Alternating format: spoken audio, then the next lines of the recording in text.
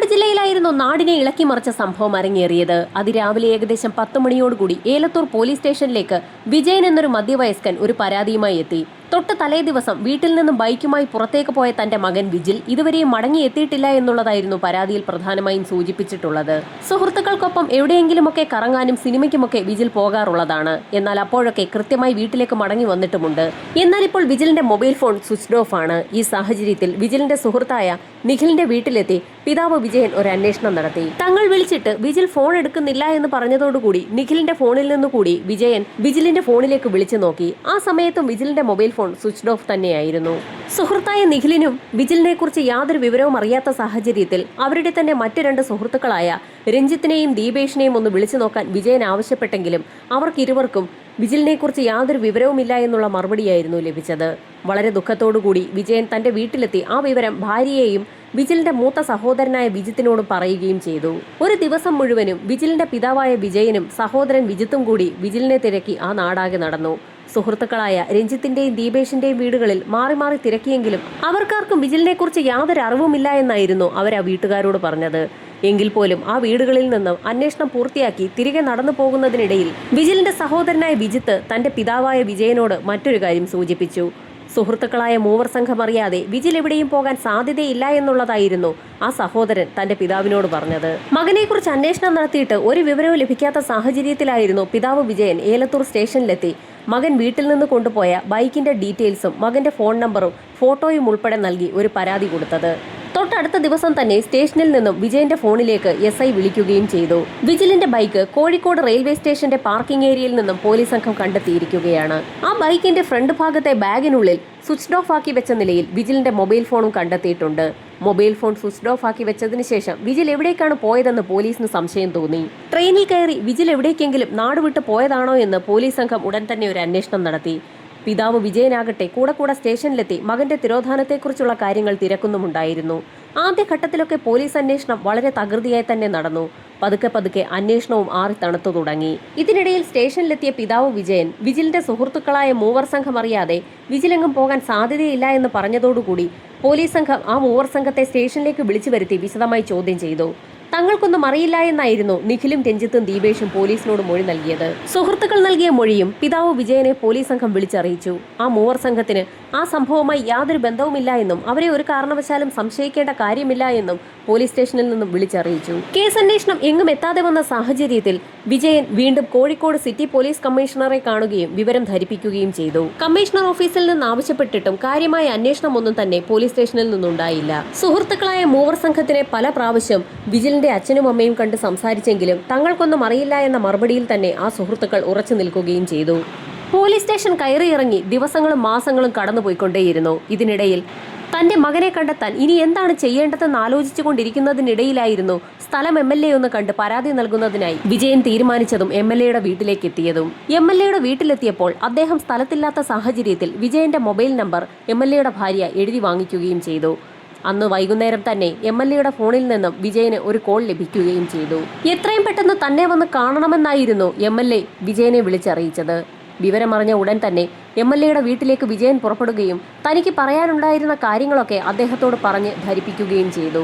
Police സംഘം ഇത്രയും കാലം അന്വേഷിച്ചിട്ടും കേസ് എങ്ങും എത്താത്ത സാഹചര്യത്തിൽ വിജിലിനെ കാണാതായിട്ടുള്ള പരാതി വിശദമായി എഴുതി തയ്യാറാക്കി മുഖ്യമന്ത്രി പിണറായി വിജയന് നേരിട്ട് നൽകാമെന്നായിരുന്നു MLA വിജയനോട് പറഞ്ഞത്. മകനെ കാണാതായതു മുതൽ അതുവരെ നടന്ന മുഴുവൻ സംഭവങ്ങളും അക്കമിട്ട് നിരത്തി തന്നെ വിശദമായ ഒരു പരാതി രൂപേണ വിജയൻ എഴുതി തയ്യാറാക്കുകയും ആ പരാതി MLAക്ക് നേരിട്ട് കൈമാറുകയും ചെയ്തു.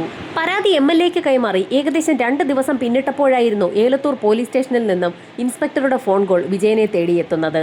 വീണ്ടും കേസന്വേഷണത്തിന്റെ ഭാഗമായി തന്നെ വിളിക്കുകയായിരിക്കുമെന്നായിരുന്നു ആദ്യം വിജയൻ കരുതിയത്. എന്നാൽ വീട്ടിലേക്ക് ഇൻസ്പെക്ടർ വരുന്നു എന്നറിയിച്ച ശേഷം ഫോൺ വെക്കുകയാണ് ചെയ്തത്. പോലീസ് ജീപ്പിലെത്തിയ ഇൻസ്പെക്ടർ അതുവരെ നടന്ന മുഴുവൻ കാര്യങ്ങളും വിജയനോട് വളരെ സൗഹാർദ്ദപരമായി ചോദിച്ച് മനസ്സിലാക്കുകയും ചെയ്തു. തന്റെ മകനെ കാണാതായ സംഭവത്തിൽ ഇപ്പോഴാണ് വളരെ നല്ലൊരു ഇടപെടൽ ഉണ്ടായതെന്ന് വിജയന് ബോധ്യമാവുകയും ചെയ്തു. മകന്റെ സുഹൃത്തുക്കളായ നിഖിലിനെയും രഞ്ജിത്തിനെയും ദീപേഷിനെയും തനിക്ക് സംശയമുണ്ടെന്നുള്ള കാര്യം കൂടി വിജയൻ ഇൻസ്പെക്ടറെ അറിയിച്ചു.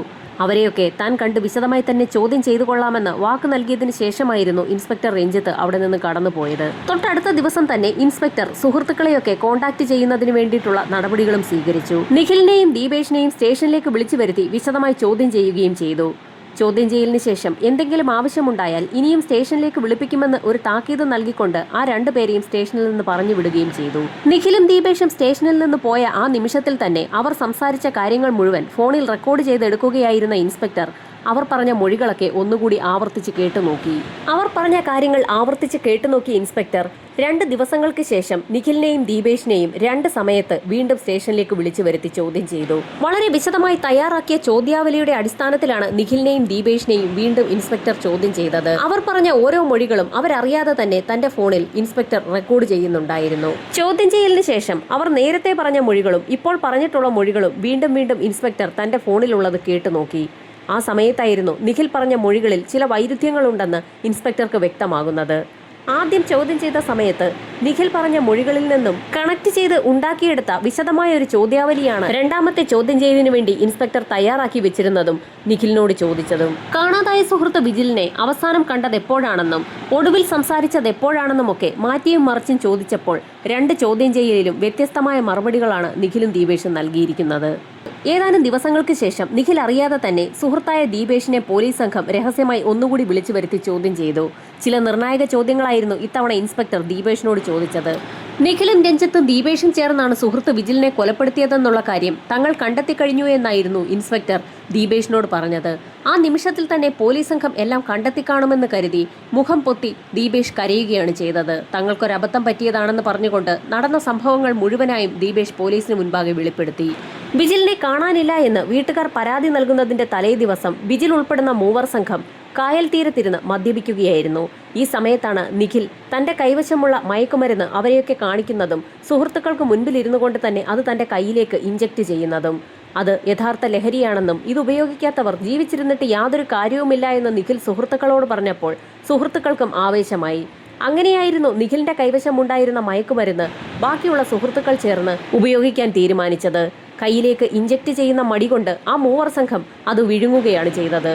ഏതാനും നിമിഷങ്ങൾക്കകം തന്നെ നിഖിലിനെ പോലെ തന്നെ ബാക്കിയുള്ള സുഹൃത്തുക്കളും ഉറക്കെ ചിരിക്കാനും വളരെ സന്തോഷത്തോടുകൂടി സംസാരിക്കാനും തുടങ്ങി. ഏതാനും നിമിഷങ്ങൾക്കകം തന്നെ ആ 4 സംഘം ബോധം കെട്ട് ആ കായൽക്കരയിൽ കിടന്നുറങ്ങുകയും ചെയ്തു.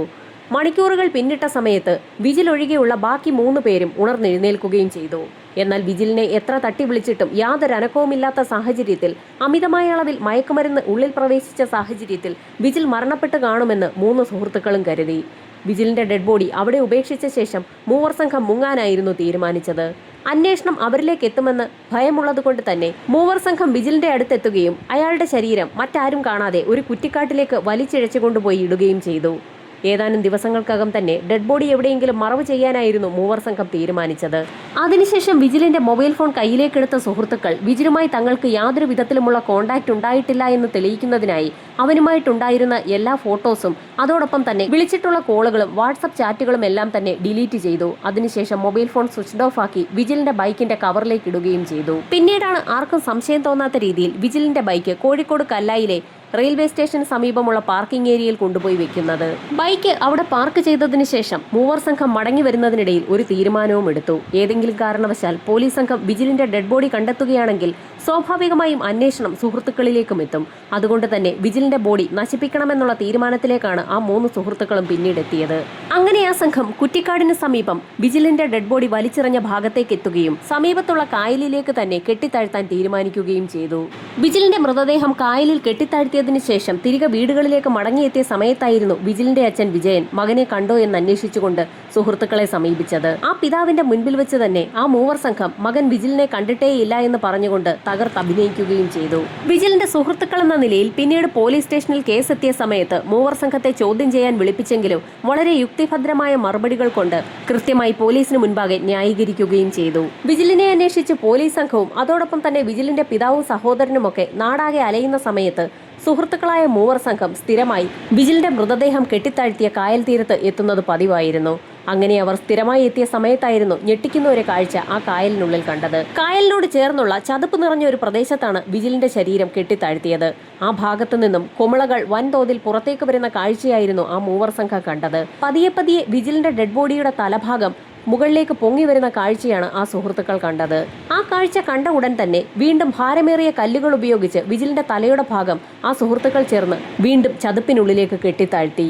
അങ്ങനെ ദിവസങ്ങളും ആഴ്ചകളും മാസങ്ങളും കടന്നു പോകുന്തോറും അന്വേഷണം പല രീതിയിൽ ആരംഭിക്കുന്നുണ്ടെങ്കിലും അവയൊക്കെ എങ്ങും എത്താതെ തന്നെ അവസാനിക്കുകയും ചെയ്യുന്ന അവസ്ഥയായിരുന്നു. ദിവസങ്ങൾ കഴിഞ്ഞു പോകുന്തോറും സുഹൃത്തുക്കളിൽ ഭയവും വർദ്ധിച്ചുകൊണ്ടിരുന്നു. അവരുടെ സുഹൃത്തായ വിജിലിന്റെ മരണം സംഭവിച്ചിട്ട് അവനുവേണ്ടി യാതൊരു വിധത്തിലുമുള്ള കർമ്മങ്ങൾ ചെയ്യാത്തതുകൊണ്ട് തന്നെ വിജിലിന് മോക്ഷം ലഭിക്കാത്ത സാഹചര്യത്തിൽ വിജിൽ തങ്ങളെ വിട്ടുപോകാൻ സാധ്യതയില്ല എന്ന് ആ സുഹൃത്തുക്കൾ കരുതി. വിജിൽ മരിച്ചിട്ടുണ്ടോ എന്നുള്ള കാര്യത്തിൽ വീട്ടുകാർക്ക് വ്യക്തത വരാത്ത സാഹചര്യത്തിൽ അവരും പൂജകളൊന്നും തന്നെ നടത്തിയിട്ടില്ല. അങ്ങനെ പല കാര്യങ്ങളും ആലോചിച്ചു കൂട്ടിയ സുഹൃത്തുക്കൾ ചേർന്ന് മറ്റൊരു തീരുമാനത്തിലെത്തി. വിജിലിന്റെ അസ്ഥികൾ പുറത്തെടുത്ത് ഏതെങ്കിലും ആറ്റിൽ കൊണ്ടുപോയി പൂജകളൊക്കെ പൂർത്തിയാക്കി ഒഴുക്കണമെന്നുള്ളതായിരുന്നു സുഹൃത്തുക്കൾ ചേർന്നെടുത്ത തീരുമാനം. അങ്ങനെ വീണ്ടും ആ മൂവർ സംഘം ആരും അറിയാതെ ഇരുട്ടിന്റെ മറവിൽ കായൽ തീരത്തുള്ള ആ ചതുപ്പ് പ്രദേശത്തേക്ക് എത്തുകയും അവിടെ മുങ്ങിത്തപ്പി വിജിലിന്റെ അസ്ഥികഷ്ണങ്ങളൊക്കെ പറക്കി കൂട്ടുകയും ചെയ്തു. അങ്ങനെ ആ സംഘം വരക്കൽ കടപ്പുറത്തെത്തുകയും വിജിലിന്റെ പേര് മനസ്സിൽ പറഞ്ഞുകൊണ്ട് കർമ്മങ്ങളൊക്കെ ചെയ്യിച്ചുകൊണ്ട് അസ്ഥികൾ കടലിൽ ഒഴുക്കുകയും ചെയ്തു. സുഹൃത്ത് വിജിലിന്റെ കർമ്മങ്ങളൊക്കെ പൂർത്തിയാക്കിയ ശേഷം മൂവർ സംഘം 3 സ്ഥലത്തേക്ക് പിരിഞ്ഞു. അങ്ങനെയായിരുന്നു നിഖിൽ ഗൾഫിലേക്ക് പോകുന്നത്. ഇത്രയും കാര്യങ്ങളാണ് ദീപേഷ് പോലീസിന് മുൻപാകെ തുറന്ന് സമ്മതിച്ചത്. ഈ സാഹചര്യത്തിൽ ദീപേഷ് സ്റ്റേഷനിലുണ്ടെന്ന് അറിയിക്കാതെ തന്നെ പോലീസ് സംഘം അതീവ രഹസ്യമായി നിഖിലിനെയും സ്റ്റേഷനിലേക്ക് വിളിച്ചു വരുത്തി. ഒരു നിർണായകമായ കാര്യമായിരുന്നു ഇൻസ്പെക്ടർ നിഖിലിനോട് പറഞ്ഞത്. വിജിലിന്റെ കർമ്മങ്ങളൊക്കെ ചെയ്ത സമയത്ത് വിജിലിന്റെ പേര് കർമ്മിയോട് പറയാതെ മനസ്സിൽ പറഞ്ഞാൽ അവന് ശാന്തി കിട്ടുമോ എന്നുള്ളതായിരുന്നു പോലീസ് സംഘം നിഖിലിനോട് ചോദിച്ചത്. വിജിലിന്റെ കർമ്മങ്ങൾ ചെയ്ത വിവരം പോലീസ് എങ്ങനെ അറിഞ്ഞു എന്നോർത്ത നിമിഷത്തിൽ തന്നെ നിഖിൽ ആകെ വിളറി വെളുത്തു. നിഖിലിന്റെ പതർച്ച മനസ്സിലാക്കിയ ഇൻസ്പെക്ടർ സുഹൃത്ത് വിജിലിന്റെ ശരീരം കായലിനുള്ളിൽ കെട്ടിത്താഴ്ത്തിയതും പിന്നീട് അതിൽ നിന്നും അസ്ഥികൾ എടുത്തുകൊണ്ട് കടപ്പുറത്ത് പോയി നിമജ്ജനം ചെയ്ത കാര്യങ്ങളൊക്കെ ദീപേഷ് തുറന്നു പറഞ്ഞിട്ടുണ്ട് എന്നുള്ള കാര്യം കൂടി അറിയിച്ചു. തങ്ങൾ പിടിക്കപ്പെട്ടു എന്ന് മനസ്സിലാക്കിയ നിമിഷത്തിൽ തന്നെ നിഖിൽ എല്ലാ കാര്യങ്ങളും പോലീസിനോട് തുറന്നു പറഞ്ഞു. ഇൻസ്പെക്ടർ ഉടൻ തന്നെ വിജിലിന്റെ പിതാവായ വിജയനെ വിളിച്ച് സ്റ്റേഷനിലേക്ക് വരാൻ ആവശ്യപ്പെടുകയും ചെയ്തു. തന്റെ മകനെക്കുറിച്ച് എന്തെങ്കിലും വിവരം പോലീസിന് ലഭിച്ചു കാണുമെന്ന് കരുതി അതിവേഗത്തിൽ തന്നെ സ്റ്റേഷനിലേക്ക് പുറപ്പെട്ടു. സ്റ്റേഷനിലെത്തിയപ്പോൾ എല്ലാ ചാനലുകാരും അവിടെ ഉണ്ടായിരുന്നു. വിജയൻ പ്രതീക്ഷിച്ചതുപോലെ തന്നെയായിരുന്നു ഇൻസ്പെക്ടർ സംസാരിച്ചത്. മകൻ വിജിലിനെ കുറിച്ച് ചില കാര്യങ്ങൾ തങ്ങൾക്ക് മനസ്സിലായിട്ടുണ്ടെന്ന് ഇൻസ്പെക്ടർ പറഞ്ഞതോടുകൂടി കഴിഞ്ഞ 5.5 വർഷമായി താൻ അതിനുവേണ്ടിയാണ് കാത്തിരിക്കുന്നതെന്നുകൂടി വിജയൻ പോലീസിനെ അറിയിച്ചു. മകൻ ജീവനോടെ ഇല്ല എന്നുള്ള കാര്യം എങ്ങനെ പറയണമെന്നറിയാതെ ഇൻസ്പെക്ടർ വിഷമിച്ചു നിന്നു. എങ്കിൽ പോലും എല്ലാ ധൈര്യവും സംഭരിച്ച് വിജിൽ ഇപ്പോൾ ജീവനോടെ ഇല്ല എന്നും അവനെ കൊലപ്പെടുത്തിയതാണെന്നും പറഞ്ഞുകൊണ്ട് ദീപേഷിനെയും നിഖിലിനെയും പോലീസ് സംഘം ആ പോലീസ് സ്റ്റേഷന്റെ മുറിക്കുള്ളിലേക്ക് കൊണ്ടുവരികയും ചെയ്തു. ആ നിമിഷത്തിൽ തന്നെ ആ പിതാവ് എന്ത് ചെയ്യണമെന്നറിയാതെ ഉറക്കെ നിലവിളിച്ച് കരഞ്ഞുപോയി. നടന്ന സംഭവങ്ങളെല്ലാം ഇൻസ്പെക്ടർ വിജയനോട് തുറന്നു പറഞ്ഞു. വിജിലിനെ സുഹൃത്തുക്കളായ മൂവർ സംഘം മനഃപൂർവ്വം കൊലപ്പെടുത്തിയതല്ല എന്നും എങ്കിൽ പോലും വിജിലിന്റെ മരണം സംഭവിച്ച സാഹചര്യത്തിൽ തെളിവ് നശിപ്പിക്കുന്നതിനായുള്ള കാര്യങ്ങളാണ് അവർ ചെയ്തു കൂട്ടിയതെന്നുമൊക്കെ ഇൻസ്പെക്ടർ വിജയനോട് പറഞ്ഞു. പുറത്ത് കാത്തുനിന്ന മാധ്യമങ്ങളോടും വിജിലിന് സംഭവിച്ച കാര്യങ്ങളെക്കുറിച്ച് പോലീസ് സംഘം തുറന്നു പറഞ്ഞു. നിഖിലിനും ദീപേഷിനുമൊപ്പം രഞ്ജിത്ത് എന്നൊരു പ്രതി കൂടിയുണ്ടെന്നും അയാൾ മിസ്സിംഗ് ആണെന്നും അയാളെ ഉടൻ തന്നെ കണ്ടെത്തുമെന്നും കൂടി ഇൻസ്പെക്ടർ മറ്റുള്ള ആളുകളോട് പറഞ്ഞു. ഇതോടൊപ്പം തന്നെ നിഖിലിനെയും ദീപേഷിനെയും കോടതിയിൽ ഹാജരാക്കി റിമാൻഡ് ചെയ്യുകയും ചെയ്തു. തൊട്ടടുത്ത ദിവസം തന്നെ പ്രതികളുമായി പോലീസ് സംഘം തെളിവെടുപ്പിനിറങ്ങി. നിഖിലും ദീപേഷും ചൂണ്ടിക്കാണിച്ചു കൊടുത്ത കായലിന്റെ ഭാഗത്തുള്ള ചതുപ്പ് നിലത്തിൽ അരിച്ചു പറക്കിയിട്ടും വിദഗ്ധ സംഘത്തിന് ഒരു തുമ്പും കണ്ടെത്താൻ കഴിഞ്ഞില്ല. വലിയ യന്ത്രങ്ങൾ കൊണ്ടുവന്നു പോലും തിരച്ചിൽ നടത്തി. എന്നിട്ടും ഒന്നും കിട്ടാതെ വന്ന സാഹചര്യത്തിൽ അന്വേഷണം അവസാനിപ്പിച്ചാലോ എന്ന് പോലും പോലീസ് സംഘത്തിന് തോന്നി. എങ്കിലും ആ ദിവസം വൈകുന്നേരം വരെ കൃത്യമായ തിരച്ചിൽ നടത്താൻ തന്നെയായിരുന്നു ഇൻസ്പെക്ടറുടെ തീരുമാനം. ഒടുവിൽ ചതുപ്പ് നിലത്തിൽ 6 മീറ്റർ താഴെയായി ഒരു ഷൂ പോലീസ് സംഘം കണ്ടെത്തി. വുഡ്ലാൻഡ് എന്ന കമ്പനിയുടെ ഷൂ അത് വിജിലിന്റെ തന്നെയാണെന്ന് സുഹൃത്തുക്കളും അതോടൊപ്പം തന്നെ വിജിലിന്റെ വീട്ടുകാരും തിരിച്ചറിഞ്ഞു. തൊട്ടടുത്ത ദിവസവും പരിശോധന നടത്തിയെങ്കിലും അസ്ഥികളൊന്നും തന്നെ കണ്ടെത്താൻ പോലീസിന് കഴിഞ്ഞില്ല. ഒടുവിൽ 3-ാം ദിവസം ഷൂ കിട്ടിയ ഭാഗത്തു നിന്നും വലത്തേക്ക് മാറി 3 അടി താഴ്ചയിൽ കുഴിച്ചപ്പോഴായിരുന്നു അവർക്ക് ആ ഭാഗത്തു നിന്നും എല്ലുകൾ കിട്ടിത്തുടങ്ങിയത്. 53 എല്ലിൻ കഷ്ണങ്ങളാണ് ആ തിരച്ചിലിൽ കണ്ടെത്താൻ കഴിഞ്ഞത്. എല്ലിൻ കഷ്ണങ്ങളെല്ലാം ഒരു ചാക്കിന്റെ പുറത്തേക്ക് നിരത്തിവെച്ച സമയത്ത് ഫോറൻസിക് സംഘം അവരുടെ പരിശോധനയും ആരംഭിച്ചു. അവർക്ക് ലഭിച്ച എല്ലിൻ കഷ്ണങ്ങളെല്ലാം വിജിലിന്റേത് തന്നെയെന്ന് തെളിയണമെങ്കിൽ DNA പരിശോധനാ ഫലം കൂടി പുറത്തു വരണം. എങ്കിൽ പോലും അവിടെ നിന്ന് ലഭിച്ച ചാക്കും ബെൽറ്റും അതോടൊപ്പം തന്നെ ഷൂവും മൂവർ സംഘം കെട്ടിത്താഴ്ത്താൻ ഉപയോഗിച്ച കല്ലുമൊക്കെ വിജിലിന്റെ മരണവുമായി ബന്ധമുണ്ടെന്ന് പോലീസ് സംഘത്തിനും നാട്ടുകാർക്കും ആ മൂവർ സംഘത്തിനും ഉറപ്പുള്ളതുകൊണ്ട് തന്നെ അവിടെ നിന്ന് ലഭിച്ച എല്ലിൻ കഷ്ണവും വിജിലിന്റേത് തന്നെയെന്ന് അവർക്കെല്ലാവർക്കും ഉറപ്പായിരുന്നു. വിജിലിന്റെ അസ്ഥികൾക്കായുള്ള തിരച്ചിൽ നടക്കുന്നതിനിടയിൽ തന്നെ പോലീസിന്റെ മറ്റൊരു സംഘം 3-ാം പ്രതിയായ രഞ്ജിത്തിനെ തേടി പല സ്ഥലങ്ങളിലും അലയുന്നുണ്ടായിരുന്നു. അന്വേഷണത്തിനൊടുവിൽ ആന്ധ്രാപ്രദേശിലെ ഒരു സ്ഥലത്തു നിന്നുമാണ് രഞ്ജിത്തിനെ പോലീസ് സംഘം കസ്റ്റഡിയിലെടുക്കുന്നത്. 5.5 വർഷങ്ങൾക്ക് മുൻപ് കാണാതായ മകൻ വിജിലിന് എന്ത് സംഭവിച്ചു എന്നറിയണമെന്നുള്ള ഒരച്ഛന്റെ വാശി കൂടിയാണ് ഇപ്പോൾ പോലീസ് കണ്ടെത്തിയിരിക്കുന്ന ഈ അന്വേഷണത്തിന്റെ റിസൾട്ട്.